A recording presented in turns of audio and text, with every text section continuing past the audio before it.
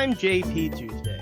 And I'm Kiki Cannon. As lifelong Disney fans, the work of countless talented Disney creatives have shaped our lives. Now, as the Disney catalog expands, we're taking a journey through film and television to discover if that spark that shaped us as children lives on in adulthood. Does your favorite Disney media still cast that same spell? Join us as we find out. We are Rewatching the Magic.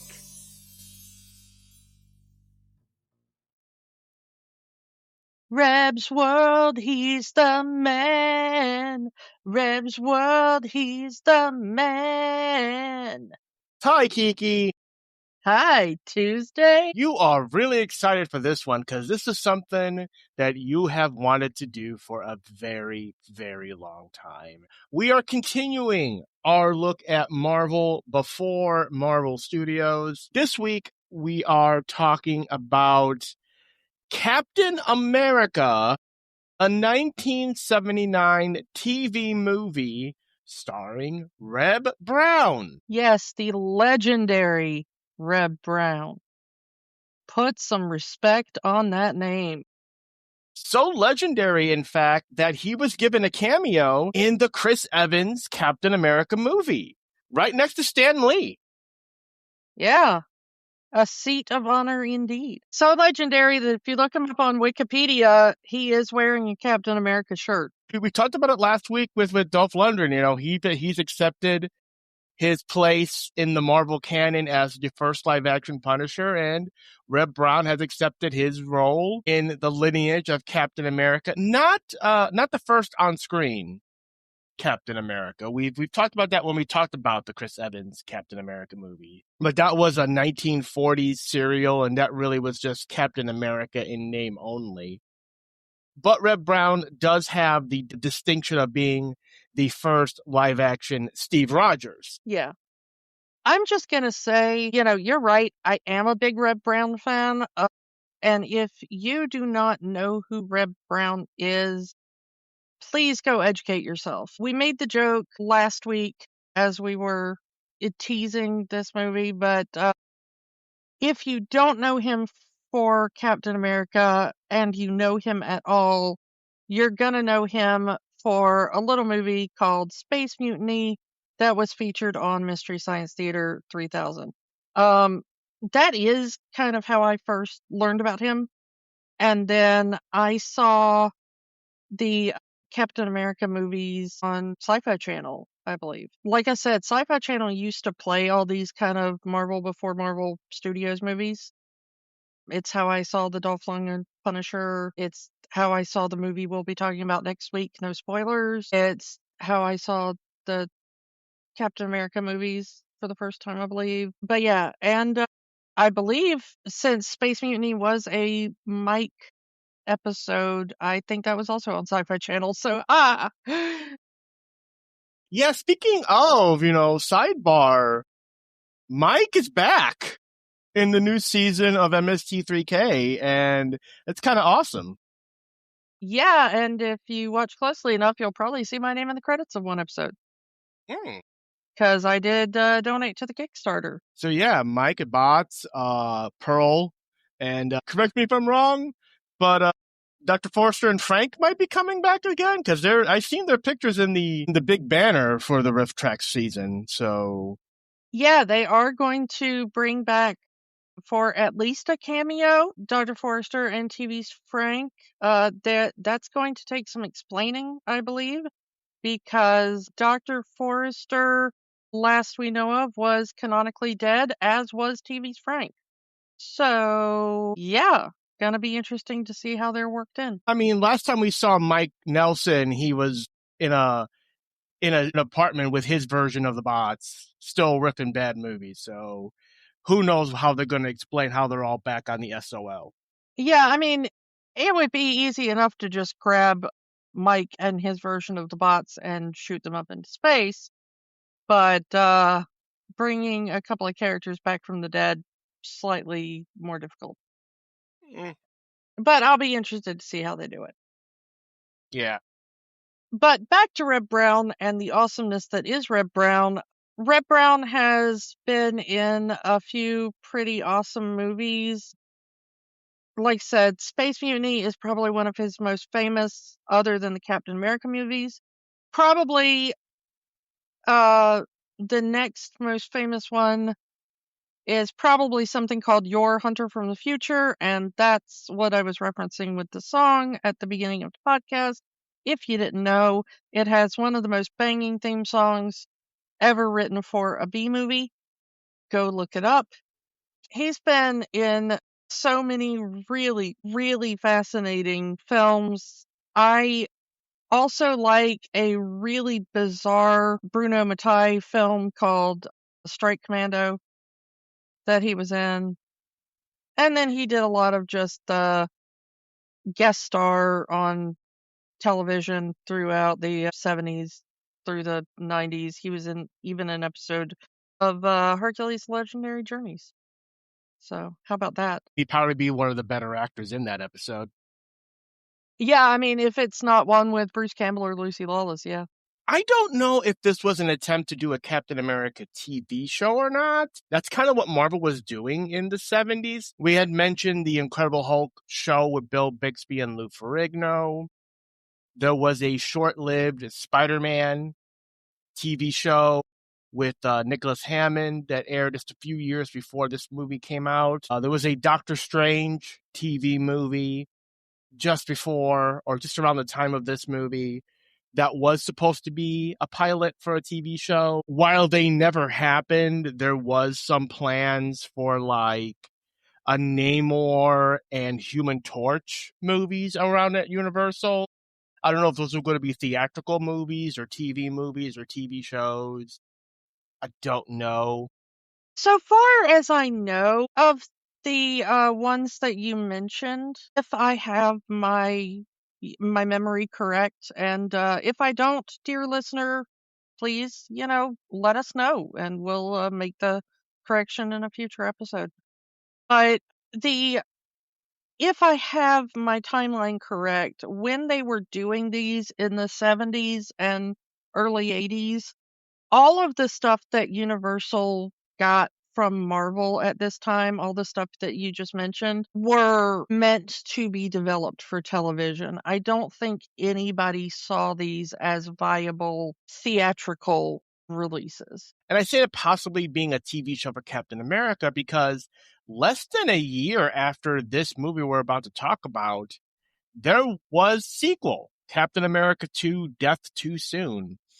And the fact that the two movies came out less than a year of each other kind of makes me wonder, were these like the first 4 episodes of a TV show that never happened? Honestly, I've never heard that these were supposed to be like, potential pilots, but I wouldn't be surprised if I found that out. Because a lot of the ones seemed to have been, Hulk, like we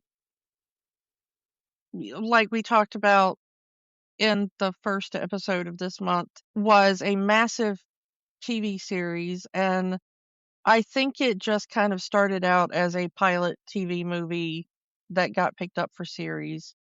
If I remember correctly, they did go through with the Doctor Strange TV movie, and that really tanked. And I think that the idea was they were going to make that into a TV series if it did well, but then, it didn't. We talked, of course, in the first episode of the month about the backdoor pilot for a potential Daredevil series, and that went nowhere. We talked about the potential Thor series that went nowhere. So if I ever found out for sure that they had hoped to turn this into a continuing Captain America TV series, it would not surprise me in the least. This was one of those things that it changed a lot about the character, as we will talk about, and a few of the things ended up being put into the comics at various points as nod to this movie. And in the Chris Evans movie. Yeah. there are a couple of references there.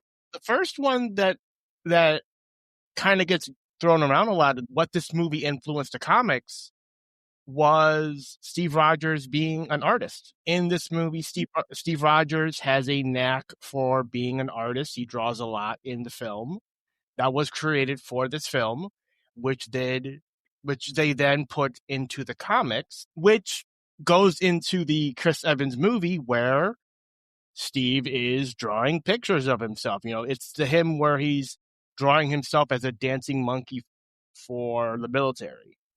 That all of that comes back into this movie. Yeah, there also was the fact that in this movie, as we will talk more about, he drives around in a carpeted conversion van that he's planning on living out of and, living the artist life. And there was one comic where Steve Rogers gets given a customized conversion van by none other than King T'Challa of Wakanda. So you're saying that Steve Rogers was going to live the nomad lifestyle?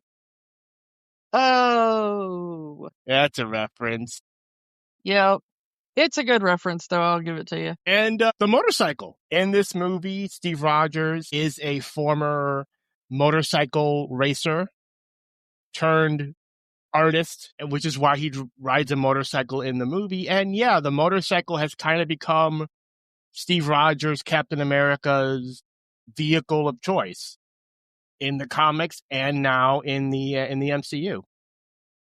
So I will grant it to MCU Steve Rogers in the fact that he rides a legit motorcycle and not a weird little dirt bike like he does in this movie. Yeah, you can get all pedantic with me, but it looks like a nerdy little dirt bike. I'm sorry. With fiberglass plating on it. Like they just put a fiberglass frame over a dirt bike. Yeah, Steve Rogers in the MCU, he gets on a motorcycle and it's like, a Harley with a deep roar and stuff.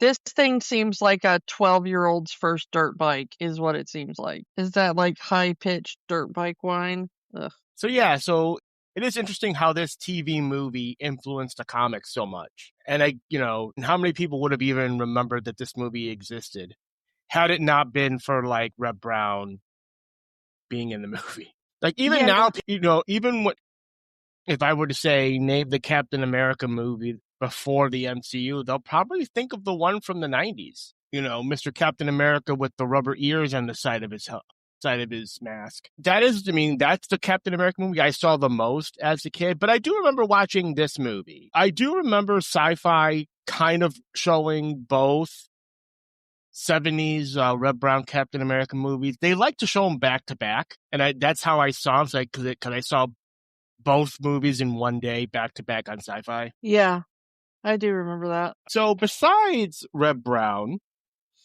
our other main cast members start with our other Len Berman. Len Berman is one of those. Again, it's one of those TV. Hey, it's that guy guys. A lot of TV movies, some special guest stars in TV shows, stuff like that. And he plays Dr. Simon Mills, the person that gives Steve I'll just call it the serum. We'll get to it. Yeah, we'll get to it. Unlike the other doctor that gave Steve Rogers the super soldier serum, this one lives and becomes a main player, which is very, again, very unlike the comics, but this whole thing is very much in name only Captain America adaptation. Our other main character, Heather Menzies as Dr. Wendy Day, Simon Mills's partner at the lab, and also Steve's love interest in the movie. We have actually talked about her before. Yeah, because she was in The Sound of Music. She was Louisa Von Trapp. Yeah, and also, interestingly enough, she was Jessica Six in the Logan's Run TV series, which I don't know if you ever watched that, but it was kind of interesting. The one joke I kept making while watching this, I invited a friend over to watch it with me because I love this movie, and kind of sat and, in true Reb Brown fashion, played Mystery Science Theater with it while doing the rewatch. And the one thing that I kept making a joke about Dr. Wendy Day in this was her incredible Farrah Fawcett hair that she had throughout this movie. It was the 70s. Everyone had Farrah Fawcett hair. Yeah. If you don't get that reference, kids, look it up. Educate yourself. Let's go to our villain, Steve Forrest as Lou Brackett. He's our villain for this movie. Probably best well known around this time period for the TV show SWAT. And a couple of years after this, he would get probably his biggest role and the thing that I knew him for, which would be his portrayal in Mommy Dearest. And if you've never seen Mommy Dearest, go treat yourself to one of the campiest movies ever in history. No more wire hangers Tuesday. No more wire hangers. I just want to give a shout out to one of our other kind of side players, is that we have a guy appearing here called Joseph Ruskin, who plays a character named Rudy Sandrini. And it's not like a big part in here, but the reason he's kind of awesome is if you ever watched The Twilight Zone, and there's that episode in there called To Serve Man. He was in that episode technically, but he was never credited for it because he is the voice of the aliens. And he has a very special place in sci-fi history because he is one of only 5 actors to have appeared in both Star Trek the original series and have made it all the way to Star Trek Enterprise. Huh. He appeared in the original series. He appeared in Deep Space Nine. He appeared in Voyager. He appeared in Star Trek Insurrection, so that's his Next Generation connection.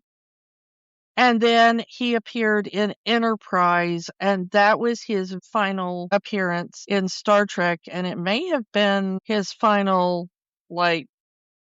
film appearance. And no, he acted for a couple of years after that.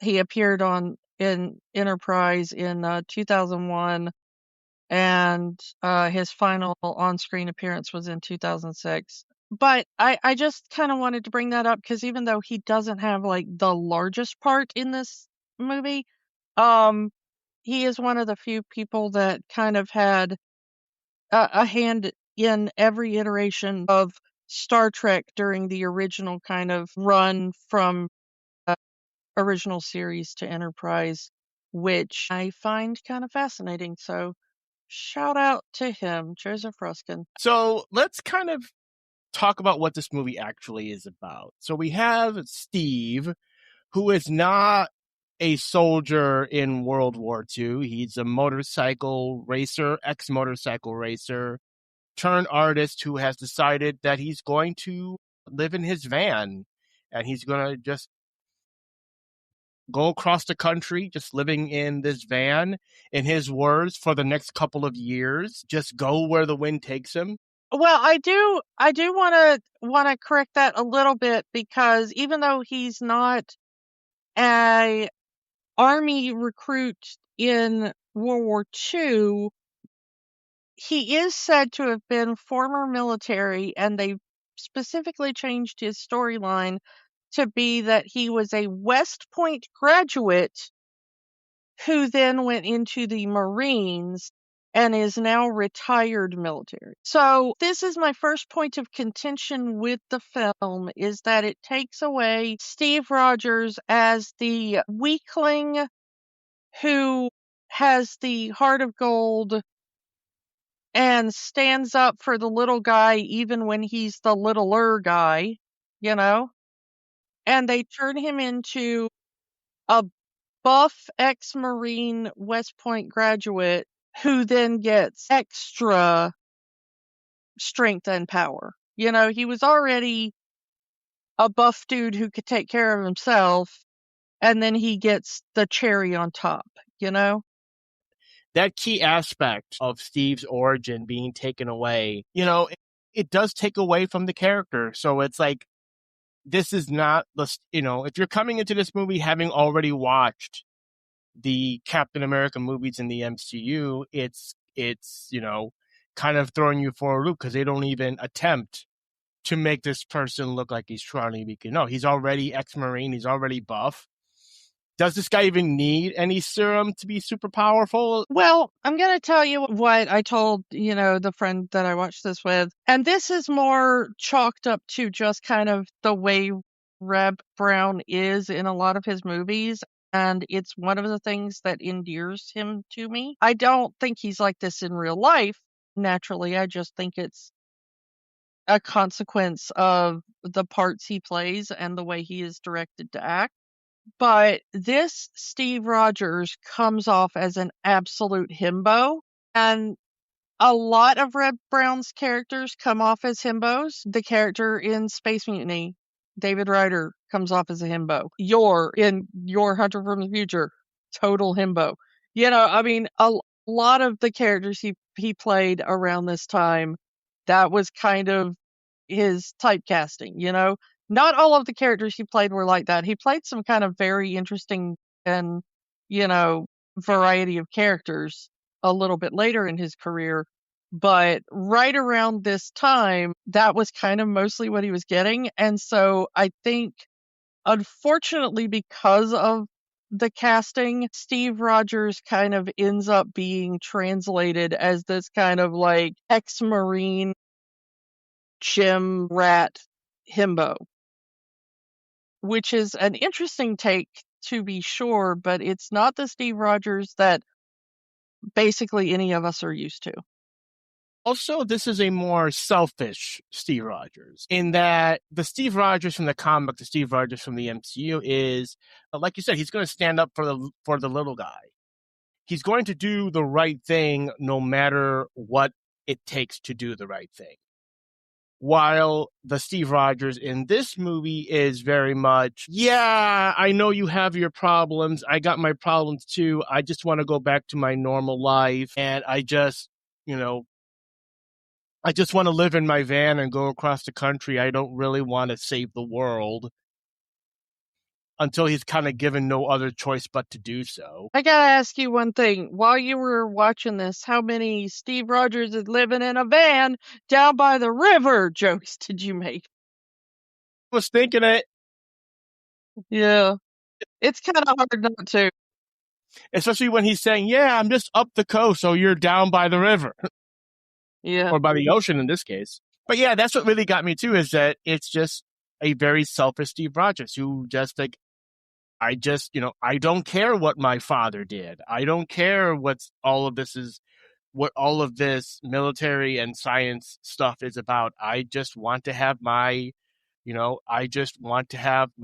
silly little nomadic lifestyle, and all of that is your problem, which the comic Steve Rogers would never do.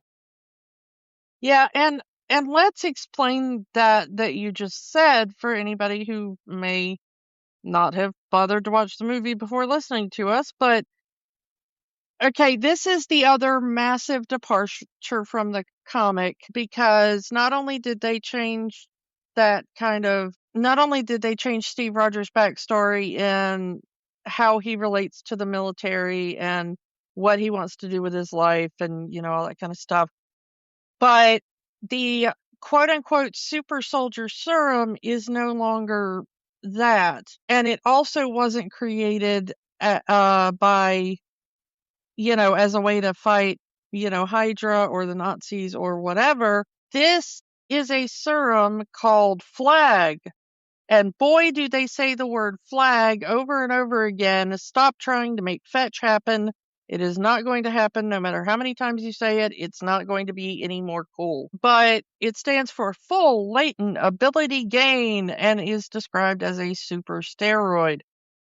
It was created by Steve Rogers' father, the original Captain America. So this is Steve Rogers Jr. So Steve Rogers Sr. was a scientist. We don't even know if his name is Steve Rogers, do we? I think they just keep calling him your father and Dr. Rogers. Yeah. But, if you want to put a name on it, when I saw this, as a kid watching this, I was like, okay, so he's not Steve Rogers, he's Steve Rogers Jr. And Steve Rogers Sr. was the scientist. Yeah. And yeah, he's called Captain America as an insult because he believes that America values are going away and we need to go back to what the country really used to stand for.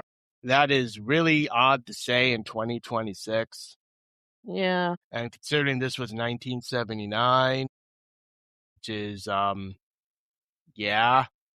Vietnam wasn't that long ago at the point of this movie. Well, also, this was when Reagan was starting to run, and maybe, dear listener, if you don't know what Ronald Reagan's campaign slogan was for this election season was, maybe go look it up. It's going to sound very familiar to you. Yeah.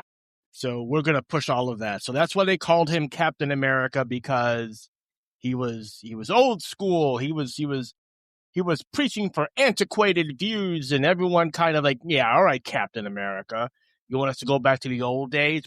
And then it says, yeah, well, know what? Make your father proud. Take that name and make it mean something. Be Captain America. Shove Captain America down their throats. Yeah, the thing is that the reason Steve ends up getting the serum in this movie is that his father ended up creating the serum using his own, DNA.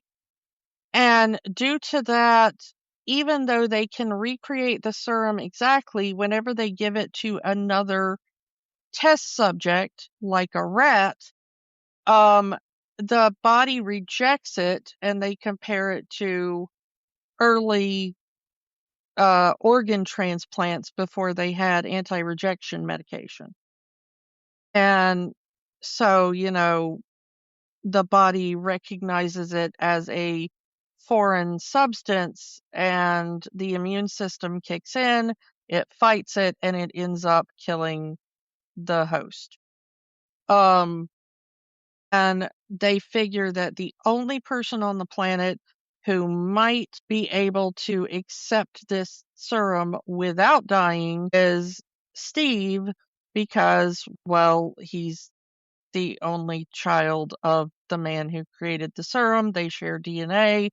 And if anybody has a chance of surviving, it would be Steve. And Steve's like, no, thank you. I want to be a hippie and bum around in my van and creepily sketch kids on the beach. That is actually a thing that happens in the movie. Don't ask. So at some point, early in the movie, Steve gets a letter from one of his father's old friends who worked with him on this serum. And he's saying, yeah, we got problems, Steve. I need you to come and we need to talk because this is important. And of course, this is where he meets Dr. Mills and all of that happens. But also, Steve's father's other friend is killed because he's been working on a neutron bomb that other government agents are trying to get a hold of, and then they're going to hold ransoms and say, hey, we're going to blow up this bomb if you don't do what we tell you to do. Well, here's my kind of contentious point with the movie. This movie is a little confusing in the fact that they spend so much time trying to be like, is Steve going to take the serum? Will the serum work on Steve? Let's talk about Steve's desire to be an artist. it's been so much time that you know that there's a villain. They don't actually tell you what the villain's plan is or even sort of why-ish until the last maybe 15 minutes of the movie. And then they sort of info dump it very quickly in a kind of I really hope you were paying very close attention, because if you weren't, you will miss why the villain did what they did at all. And even if you are paying attention, the villain's plan is kind of glossed over so quickly that you're like, I still am not entirely sure why they were doing what they were doing.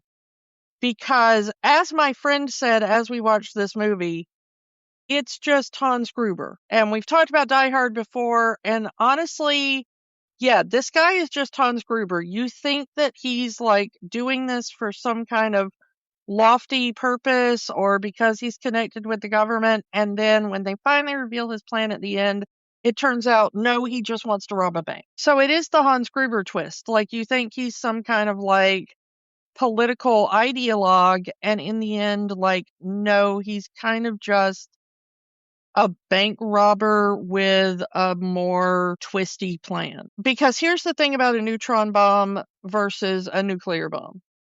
A nuclear bomb is a lot of physical destruction followed by radioactive fallout. Okay? A neutron bomb is made to release a lot of radiation that will quickly take care of humans in the area, but it will leave physical objects, structures and items and stuff, undamaged. Because it does not put out a blast wave, it just releases a lot of radiation.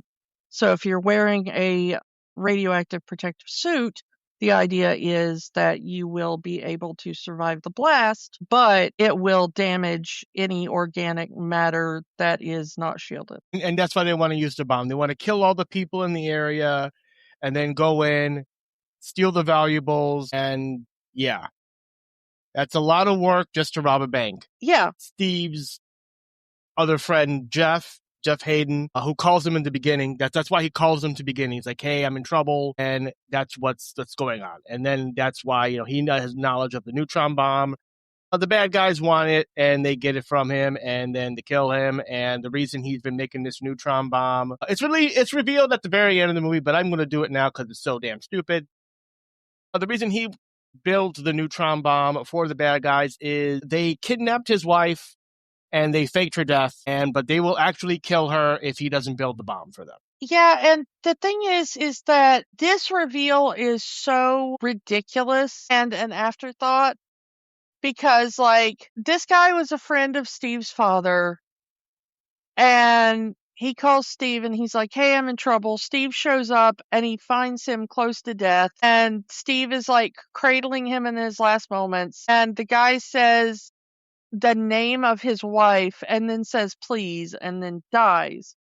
And Steve's like, well, we've got to find his daughter and tell his daughter what happened to her father. And the doctor that eventually gives him the super serum is like, did he say anything else? And he's like, well, he said the name of his wife. And they're like, yeah, sad what happened to her dying in that plane crash. Poor girl. Now she's lost both of her parents. And then you're like, well, that's tragic, and it goes through the entire movie. And then literally in the last 3 minutes of the movie, they're like, hey, we heard that they found your mother alive. She was being held captive by the bad guy. It turns out your father wasn't a willing traitor after all. He was being blackmailed to do what he did because they were holding your mother hostage. There's the car horn. Your mother's outside. Go give her a hug. Everybody's happy. Yay. And I was like, that came out of damn nowhere. There is a lot of overdubbing in that last 5 minutes, and it's very noticeable. So I think that this was originally supposed to be the girl's grandmother, because that actress they had to play the mom looks a lot older than she should be. Well, and the thing is that the guy that plays Steve's dad's friend looks way younger than he should be. So I'm kind of wondering if they like retconned that at the last moment as they were filming it, because he looks closer in age to Rep Brown, even though he has like a daughter that also looks closer in age to Rep Brown. Yeah. It's like that guy doesn't look like he should have been like Steve's dad's friend, Should have been like Steve's old friend from the army or something. Yeah, the Marines. Remember? He's Yeah. a Marine in this one. Yeah, so like his old Marine buddy, and that's like his daughter or his cousin or his sister or whatever. I mean, they specifically say that she was at school and they had to get her, so it could be high school, it could be college, it No, could be. they said she was at USC, so she's in college, and I think at one point they said she was like 19 or something. So the thing is that the guy does look a little bit older than Steve, but he doesn't look like friend of your dad who I've known since I was a kid, which is kind of what Steve says at one point. But he definitely looks old enough that he would have a teenage daughter. Okay, I can buy it. Yeah. But like I said, I think there's a lot of overdubbing in that final few minutes, and I'll come around back to it. But it's like, yeah, I fully believe that this was supposed to be like the girl's grandmother, and that's who she's going to live with. And then we have to dub this over because we don't want this character to be seen as a villain, a willing villain. So we're just going to say, oh, he was blackmailed, and oh, they found the mom, and then yeah. And because the bad guys are fully aware of Steve Rogers, there are multiple attempts to kill Steve Rogers throughout the movie. Like he's in his van, and it's very elaborate, almost comic book villain in the way they go through all of these elaborate schemes of trying to kill Steve Rogers. But it's an oil tanker that's right in front of the van, and it's purposely spilling oil so he can drive off the road. But he survives. With nary a scratch on him, by the way, which is kind of insane since, like, he flips that van down a ravine like 12 times. You sure he's not already the super soldier at this point? Yeah, I mean, that was kind of one of the things that I thought, because I was like, that is a really violent wreck for, just like, well, my shirt ripped a little bit. Do you like seeing my pec? Yeah. But don't worry, the second time they run him off the road a little bit later in the movie, the whole van goes kabloomy, and he ends up flatlining on the table. And this leads to one of my favorite conversations, which is between the two doctors who have been working on the serum. Because the guy that's been working on it, Dr. Mills, he says, like, well, he's gone. He's flatlined. And the only thing I can think of that might save him now is if we give him the serum, it might kickstart his healing powers, of his body, and it might bring him back. And Dr. Day, she says, like, no, are you crazy? He said that he didn't want that done to him. And Dr. Mills basically, like, I'm kind of paraphrasing here, but he kind of looks at her and is like, he's dead. Is he going to get worse? Like, it's kind of the tone in his voice. Like, he says it in a little bit more roundabout way, but that is the gist of what he's saying, is like, I'll take responsibility for it. I'll inject him myself. But like, the undertone of that is like, my child, do you think that we can make him any worse than dead? And technically, since he is technically dead, what he wants doesn't matter anymore. If you want to Actually, go legally, that's not true. You technically still have bodily autonomy even after your death. If you have previously, in the United States, if you have previously stated that you do or do not want something done with your body or to your body, that persists even after you have deceased. Just so you know. And Steve has his reason. Like you said, all other test subjects, the test rats that they've injected the serum with, they all die. within a few weeks. Even if Steve has the quote correct DNA for the serum, and that's a whole nother ball of wax that I ain't touching. But like, just because he is the son of the man that created the serum, how long does he have to live? Does he have weeks? Does he have months? Does he have years? It's almost as if he's saying, you should have left me dead on the slab. You give me a second chance, but how long is this second chance going to last? Yeah, and I mean, I do feel for Steve in that moment because his wishes, his consent, his bodily autonomy was overwritten. And, Dr. Mills keeps saying, like, I saved your life. And he kept saying, like, I specifically told you that this, I did not want this. And you ignored me. That's another change from the comic because Steve was a willing participant of the super soldier serum. He was specifically chosen because he was such a good man, a good man, as it says in the MCU. So like, that's another complete change, from, you're a good man, Steve Rogers, and you're the perfect person to be Captain America, to I want nothing to do with the serum. Don't inject it into me. I'm not going to be your lab rat. And I don't care about your problems. Yeah, I mean, there were so many risks with the super soldier serum, and Steve in the original comic, in the MCU, all that, willingly takes on that risk. I mean, he very well knows that this could be a failed experiment. He could die. He could, suffer all sorts of side effects or whatever.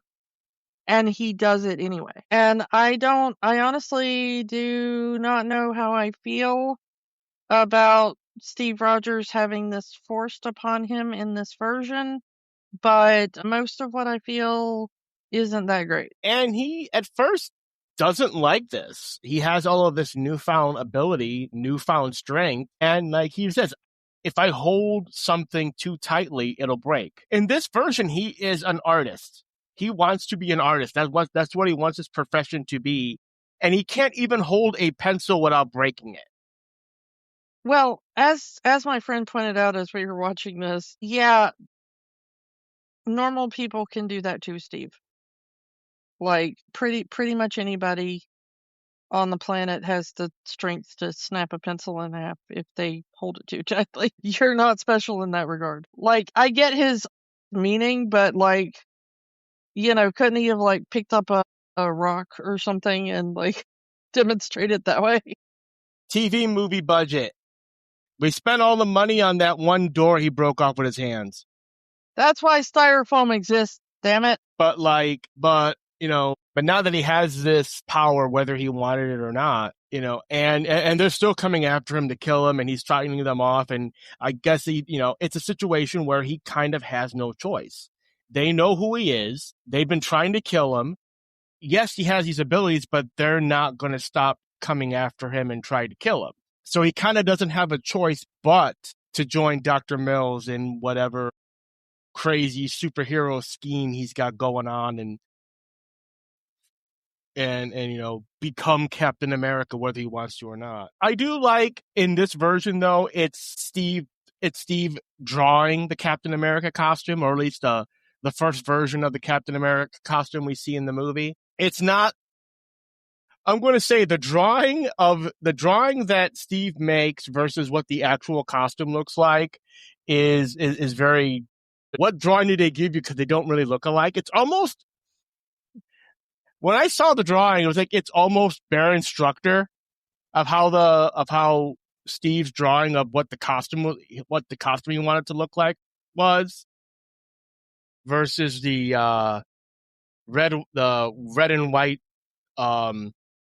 I guess suspenders look they gave him with the motorcycle helmet. Yeah, the thing that makes me laugh most about the costume that he wears in this film is, and I hate to say it, but it's the visible panty line. Would you rather your Steve Rogers go commando under the costume? Well, no, but I mean, there are such things as dance belts and all that means that You're not having like giant visible panty line under your outfit as you're running around fighting bad guys. Yeah. Also, this relationship with Dr. Day kind of comes out of nowhere. Like, he's having the conversation with Dr. Mills that, yeah, I'll be Captain America, and here's what I want the suit to look like.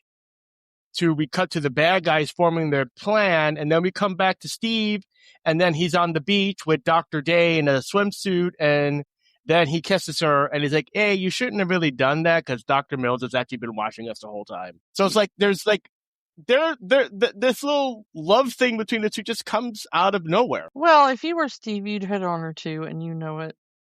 Yeah, but I'm not Steve. I do not have the physique of Reb Brown. You know this. I mean, who does? But Reb Brown in this movie is what I think of when I think of like what a real life superhero kind of would look like in my brain. Like, especially somebody like Steve Rogers, because we've talked about this before. Steve Rogers is not supposed to have super powers. He's supposed to be a human at the peak physical tippy top that a human could ever be. If you were 100% healthy and all of your muscles had been trained to the best that a human could train them, not for like the dehydrated bodybuilder look, but like for functionality, for strength and movement and flexibility and whatever. It's not pro wrestler muscle physique. It's not quite bodybuilder physique, but I get that's kind of what the Reb Brown look was trying to go for. Not even like Reb Brown was a former football player.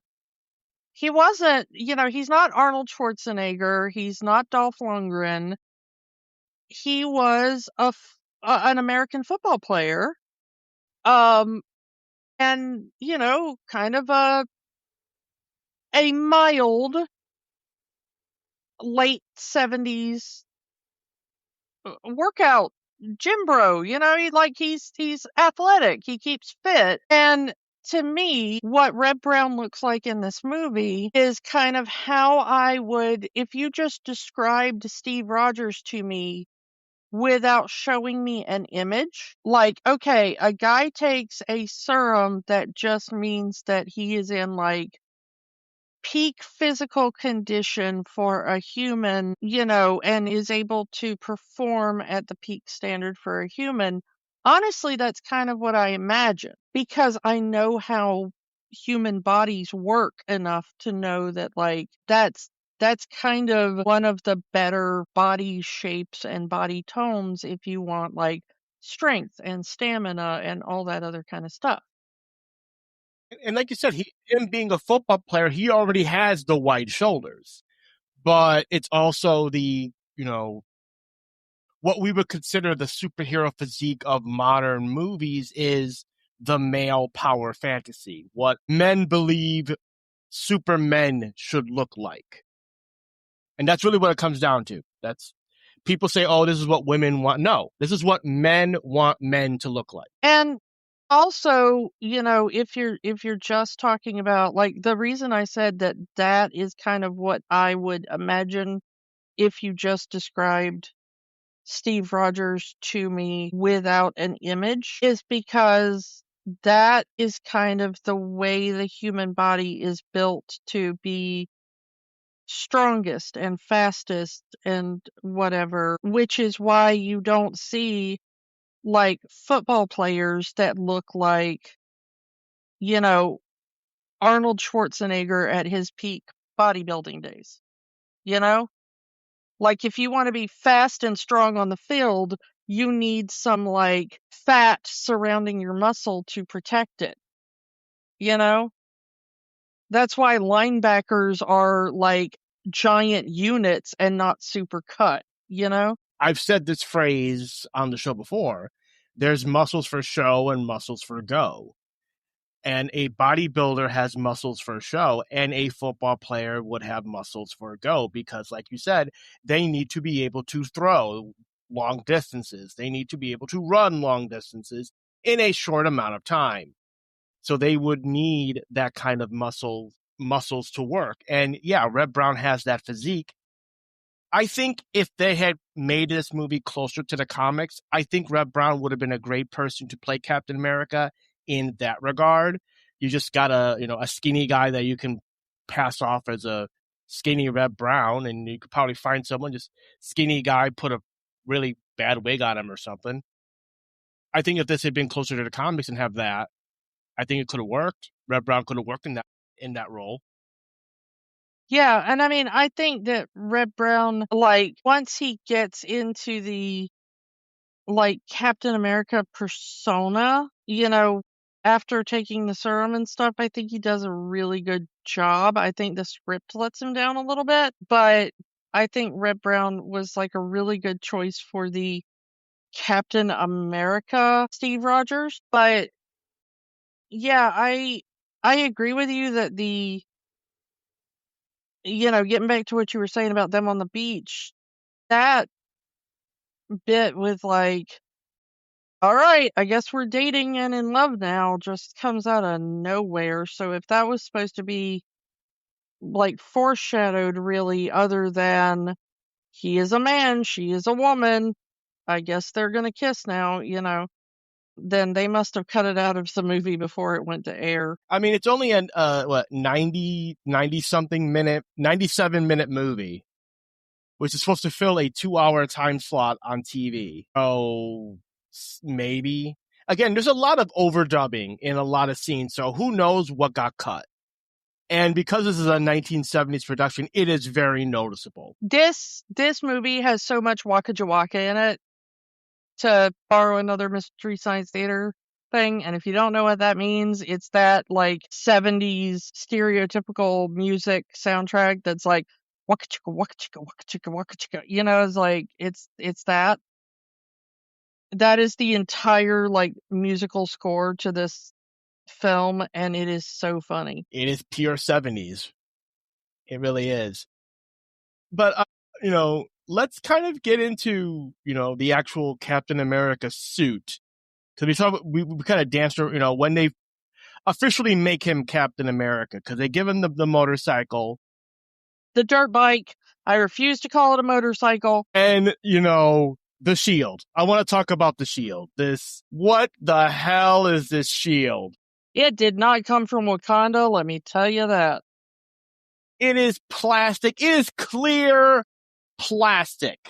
And they painted the red rings, because all the white is painted as clear plastic, to put a blue star on it. And it's like, it looks like it's going to, if you bend it too far, it will break or something. Because it's like the flimsiest plastic object you can think of. And the weak tosses, these aren't even throws, these are tosses of this shield. I'm just going to say that I have seen people play disc golf that have thrown their discs with more like panache and strength than Reb Brown tosses his like weird little frisbee shield in this. Like Dr. Mills does the weakest throw ever, and it does the Captain America, the same distance, and it comes back. It's like the whole point is that it's Steve that can do that. And he can do it naturally because he has the super soldier serum and he can make that happen. The fact that we see Sam Wilson practicing with the shield just so he can do half the stuff that Steve could do. And here is, with no serum, no power, no nothing, this doctor just throws the shield weakly, and it does all of the spin arounds and returns and stuff. It's like, what? Well, let me put it to you this way. Go get like a standard plastic frisbee from the toy section, okay? And then go get an Olympic standard discus and try throwing them in the same manner and see which one does what you want it to better. Like, that's what we're talking about. Like, MCU Steve Rogers is throwing a vibranium shield. These guys are playing with the flimsiest plastic toy you have ever seen. You can buy Captain America shields at Spirit Halloween, that are better made than the thing they used in this movie. Yeah, and the souped up bike, dirt bike, whatever, that has a silent mode. Like, I get it's a movie, it's a comic book movie, it's not supposed to make sense, but it that did pull me back as like a motorcycle that makes no noise. Well, Dirt bike, whatever. the thing is that like that seemed like so weird in 1979, but the thing is like we have electric bikes now that do that. I mean, we have electric cars now that make no noise. This is not an electric vehicle. I know, but I mean, like, that's what I'm saying is that the idea of just like any motorized vehicle that doesn't make any noise was like an impossibility, really, then. You know what I'm saying? Yeah. And now it's like, well, if it were an e-bike, it wouldn't make any appreciable noise. I get that that's not an e-bike, but that was what kind of came to my mind is, well, it seems a little less science fiction today. You would just have to say, like, well, it runs off of electricity instead of a gas tank. And like the costume itself is very like, and I get it. It was the time, but like it looks like Evel Knievel's gear. That's what I was Like, going to say. It's very much like Steve raided Evel Knievel's closet. instead of like all white, it's all blue, and the accents are white and red instead of blue and red, and yeah. And the helmet, like he doesn't wear a traditional, the cowl that we all know Captain America to wear, and he's wearing motorcycle helmet. Not that it's good. I was going to say, can I just say one other thing about the Evel Knievel thing is that when he first is trying out the bike, when his buddy gives him the bike, Dr. Mills gives him the bike, he goes to try it out and he takes it for a ride up in the hills in California because they're like just outside of LA, I guess, because they're along the Pacific Coast Highway somewhere. They're up in the hills and he takes it along this dirt path. And then all of a sudden, there is just like a literal Evel Knievel style ramp just in the middle of nowhere. And me and my friend were like, now where the hell did that come from? Why is that even there? Did Dr. Mills like have some people build that just so Steve could go like tooling around on his new dirt bike? Like, what is that? Well, he needs to go up the ramp so he can jump onto the helicopter. Yeah, and what is Airwolf doing here, by the way? Crossover. Yeah. But like it's really weird because it's like, it looks like, oh, the bad guys caught up to him and they're shooting him, and there's this helicopter, and like, oh no, it's all part of the test or whatever. Hey, if you can dodge a wrench, you can dodge a bullet, I guess. But yeah. So now evil bad guy man, I forget these characters' names. That's how little, these characters are memorable. Because I'm literally looking at the Wikipedia page so I can remember Dr. Mills' name. Same. I believe the bad guy you're thinking of was named Lou Brackett in the movie. So Brackett sets up his thing, and he sets up the bomb, and it's like, he set us up the bomb? Make your time. But yeah. And so now Steve has to go out and, in his inverted Evel Knievel costume with the motorcycle helmet. Like, and the invisible panty line. Yeah. Like, I appreciate that they at least put the wings on the helmet. Actually, the motorcycle helmet design is not a thing that I hate. I think the motorcycle helmet is my favorite part of the costume, honestly. Like, I get it, because he's going to be riding a motorcycle, put a motorcycle helmet on him, because, put your helmet on when you go on your bikes, kids. But I mean, just aesthetically, I like the way they designed the motorcycle helmet. If you're going to put him in a motorcycle helmet that is different than the cowl he wears with his costume. I like, different than the Cal we're used to with the comic book costume is what I mean. Or even the helmet he wears as part of the MCU attire. Yeah, but that is the thing that I like is that, yes, it seems a little goofy to have him wearing a motorcycle helmet all the time, but if you are going to have him wearing a motorcycle helmet all the time, I kind of like the design of that one. It seems functional. It uses all of his iconography very well. The only complaint I would have is that I think it's a little too big. Like, because we do see Steve wearing a motorcycle helmet when he rides his dirt bike at other points in the movie, and it's like half the size of the one he wears as Captain America. Yeah, it is a bit bulbous and looks kind of like the Spaceballs helmet a little bit. Not quite as exaggerated, but yeah. That's my only complaint about the helmet. So, like, let's just kind of get to the big finale here, because it's Captain America chasing down the bad guys. They have the bomb, and I love how he kind of defeats the bad guy here.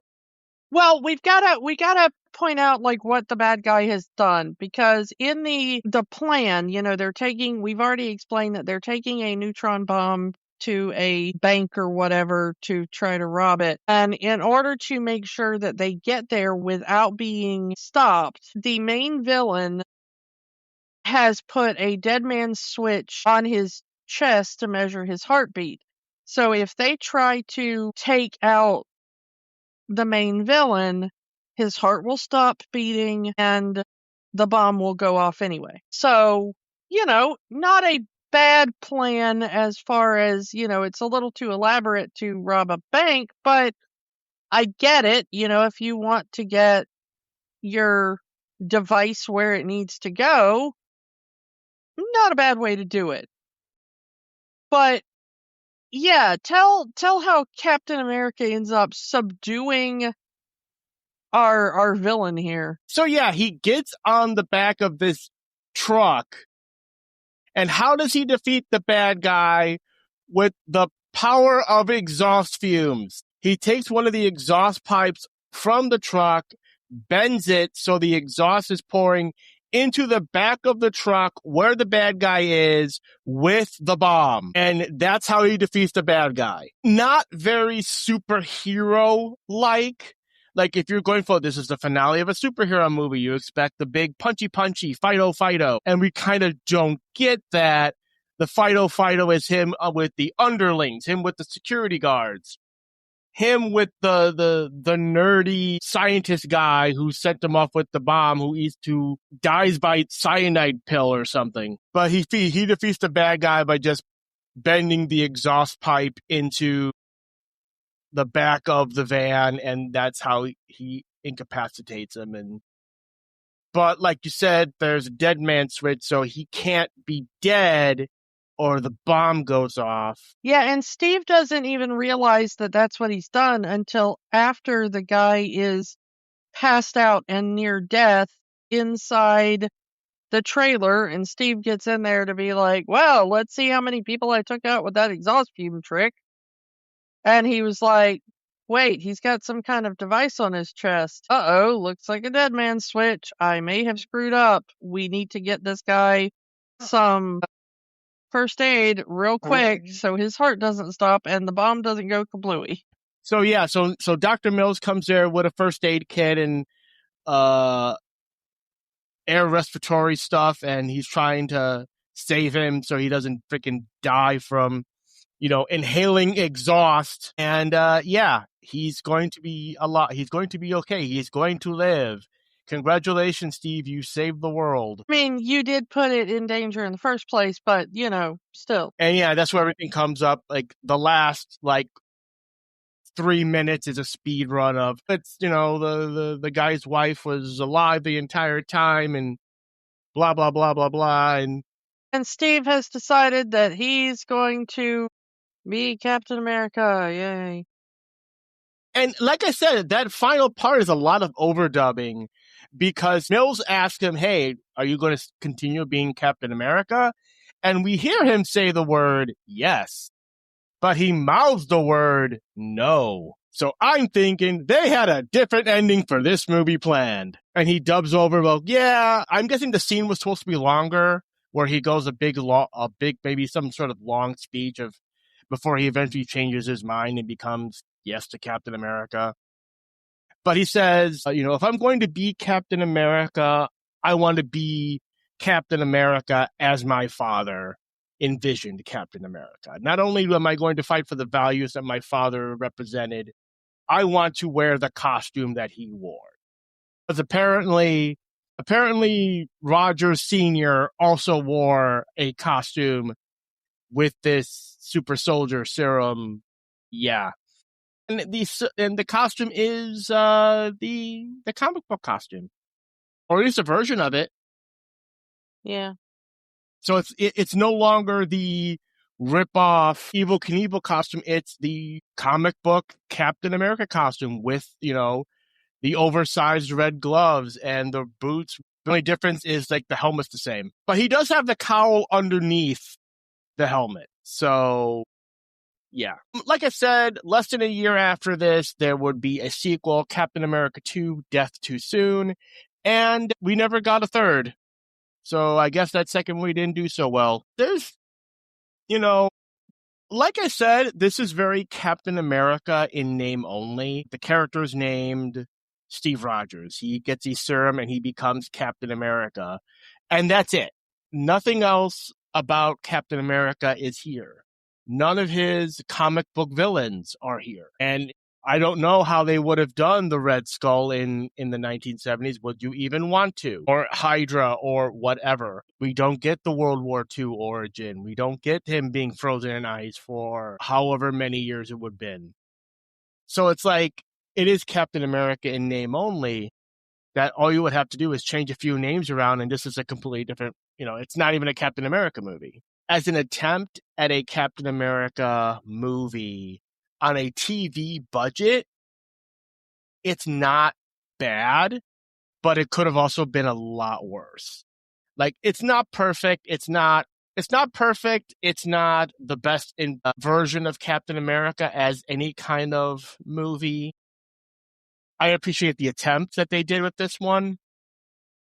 It's, it really is, its legacy is as a cult classic TV movie. Its legacy as one of the first attempts at a Steve Rogers Captain America in live action. Like I said before, the previous attempts of Captain America, the character wasn't even called Steve Rogers. But, as far as this movie goes, not perfect, could have been a lot worse, but, in its plot, it's very dumb. Like I said, very elaborate. Like you said, it's the Hans Gruber plot of very elaborate plan to do very basic thing. Yeah. I will say that I agree with pretty much all of that. This movie would be entirely forgettable if it wasn't for the extraordinary talents of Reb Brown.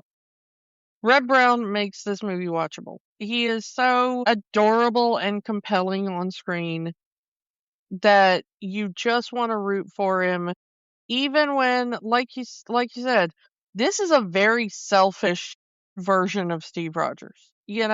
Like I said, he's a himbo who has no, it's not, hey, I stand up for the little guy and I go from the weakling to the strong man. There's almost no character arc here other than I wanted to live a hippie lifestyle, and now I agree that I will be a superhero. If it were not for Reb Brown, this movie would be basically unwatchable. But with Reb Brown, this is a rather entertaining movie, if not a good movie. Like, it's not a good movie. I'm not saying that. And it's not a good Captain America movie because this is not the story of Captain America. I'm not going to say Reb Brown is not Captain America because he deserves that title. But it's because he is the only thing salvaging this movie. Like I said earlier, if this was a more accurate Captain America movie, I would have no problem with Reb Brown being Captain America. Just make it more, I'm not saying we need a skinny guy going becoming a buff guy. Maybe that would have helped it or not. Maybe he would have been more in the I protect the little guy mentality. I think he could have pulled it off, but Or you could have given him more in the line of, instead of being like a guy who was a skinny guy who then becomes a buff guy or whatever, maybe you could have given him you know, you could have put him in baggier clothes or whatever at the beginning to disguise kind of how buff he was or whatever. You could have given him like a limp and some asthma or something, like it just another reason why he couldn't be in the military or the whatever. And then he gets the serum and it improves his health or whatever.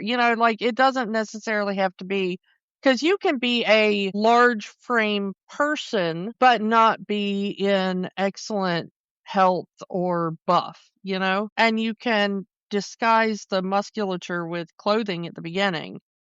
And you could be like, well, he's like a 6'1" guy who just has a large frame, but he's not in like excellent health. He's not like an athletic guy who works out a lot. And then you could be like, have that like Chris Evans type reveal after the serum where it's like, now I've taken off my shirt and you can see my muscles, like what they did with Tobey Maguire's Spider-Man. They kind of put him in a little bit baggy clothes in the beginning of the movie, but then once he gets bit and you see him with his shirt off, oh wow, he's got tone. Yeah. I mean, there's ways to disguise that or work it in other than like he's like 5'4" or whatever, and now he's 6'2" because of the serum. Like you don't have to do that and get another actor to play him the way they did in the MCU. You could just be like, he has other medical problems or whatever that keeps him from doing stuff, or Or an injury. Like have him be like, play into Reb Brown's actual life. Maybe he was a college football star and then he had a career ending injury and he walks with a limp now. And then now he has the serum. Oh, I don't have my limp anymore. I don't have my back problems anymore. Yeah, any of that would be fine. And as long as you don't get like super ableist with it, I don't really see, I mean, kind of, they do a similar thing in, the Shazam kind of thing, and it's fine, So, I mean, you could have gone that route with it if you wanted to have the same actor play, the before and after. You didn't want to do like, you didn't have access to CGI and stuff like they did with the MCU. To answer the question we always ask of, does this have the magic? Reb Brown absolutely has the magic. That's it. As an actor doing these movies at this time in his career, Reb Brown had the magic, and he deserved a better film than what he got. He deserved a better script. He deserved better funding. He definitely deserved more notoriety for being Captain America, and I think the only reason he didn't get that was that the script, direction, the fact that it was a TV movie that only aired once or twice in the late 70s, all that let him down. So Reb Brown has the magic, but the movie separate from Reb Brown, no magic, I'm going to say. I think Reb Brown as an actor has the magic, but I said before, the best actor in the world cannot save a bad script. So this movie as a whole doesn't have the magic. And I think Reb Brown deserved to be in a better Captain America movie. I mean, eventually he would be in a better Captain America movie, but only as a cameo. That's true. It's a cameo, but yeah. So I think that's where our final thing is, that the movie itself, no magic. Reb Brown, definitely magic. And go watch a Reb Brown movie. Space Mutiny is free on YouTube on the MST3K YouTube channel. Go watch it. Yeah, if you can find yourself a copy of Your Hunter from the Future somewhere, go watch that as well. For next week, we will end Marvel Before Marvel Studios month. Kiki, in the words of a small yellow sponge, we are going to ride the Hasselhoff. Oh dear. Yes, it is time for David Hasselhoff in Nick Fury, Agent of S.H.I.E.L.D. The first live-action Nick Fury, the first live-action attempt at S.H.I.E.L.D., and I believe this movie also has Hydra in it. Yeah, also Val is in it. Yeah, there's going to be a lot of firsts of, this character being in live action that we're going to talk about next week. So yeah, go on down to the beach, and there's your Baywatch reference. Get in your super-powered car that sounds like Mr. Feeney, and come back for Nick Fury, Agent of S.H.I.E.L.D. next week. And we will talk to you all next time. Bye. Bye. Don't let the magic stop here. Keep the conversation going. Find us on Facebook, Instagram, and Threads at Rewatching the Magic. We are also on Blue Sky, rewatchingthemagic.bsky.social.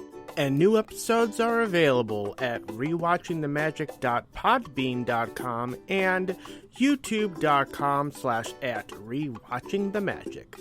Remember, the magic is for everyone. It only stops if you let it. We know that right now, things are tough. But in the words of Jim Henson, the only way the magic works is by hard work. But hard work can be fun. Check out our show notes for ways that you can help.